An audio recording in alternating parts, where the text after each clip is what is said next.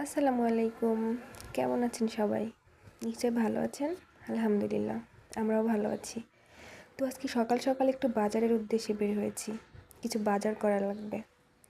যেহেতু বাচ্চার বাবা অফিসে, ও যাইতে পারবে না, তাই আমাদেরকে যাইতে হবে। তো আর কি, এই যে মা মেয়ে বের হয়ে গেছি। এখন আমাদেরকে হেঁটে হেঁটে বাজারে যাওয়া লাগবে, কারণ ভিতরে কোনো গাড়ির ব্যবস্থা নেই। তো আশেপাশে এত নোংরা, ডাস্টবিন, ময়লা, এগুলো দেখে ভাবতে পারেন আমরা কোথায় থাকি, কিভাবে থাকি। হ্যাঁ, আপনাদের মনে হওয়াটাই স্বাভাবিক। কুমিল্লা ক্যান্টনমেন্ট ঢাকা ক্যান্টনমেন্টের মতো সুন্দরও না, পরিবেশগুলোও তো ভালোও না। এখানে আমার একদম ভালো লাগে না, মনও টিকে না। তো কি করব, থাকতে তো হবে।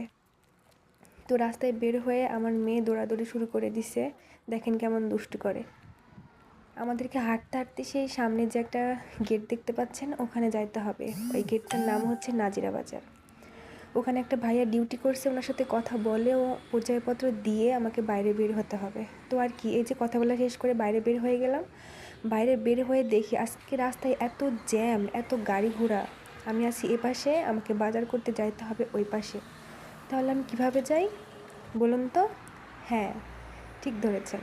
সামনে যে ফ্লাইওভারটা দেখছেন, আমাকে ফ্লাইওভার দিয়ে পার হয়ে ওই পাশে যাইতে হবে।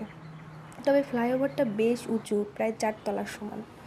তো বাচ্চা নিয়ে যাইতে ফ্লাইওভার পার হইতে আমার ভীষণ কষ্ট হয়েছে। তারপরেও কি করব, যাইতে তো হবে। তো চলুন আমরা ফ্লাইওভারটা পার হয়ে নিই।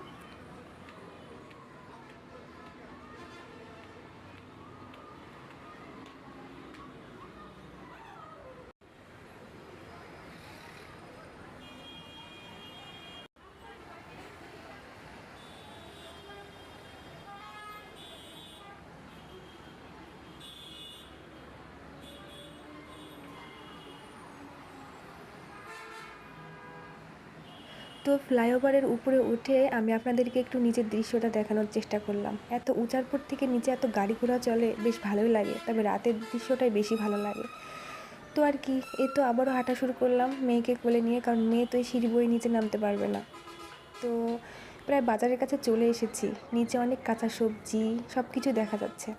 তো ভাবলাম বাচ্চা কোলে নিয়ে, ফোন হাতে নিয়ে, ব্যাগ নিয়ে আমি কি ভিডিও করতে পারবো, আপনাদের কি দেখাতে পারবো? না, পারবো না। তাই ভিডিওটা এখানে স্টপ করলাম। আমি আজকে বাজারগুলো করে নিই, কী কী বাজার করলাম, কী কিনলাম, আর কোথায় কোথায় গেলাম, এগুলো পরের ভিডিওতে দেখতে পাবেন। তো আর কি, ভালো থাকুন সবাই। আল্লাহ হাফেজ।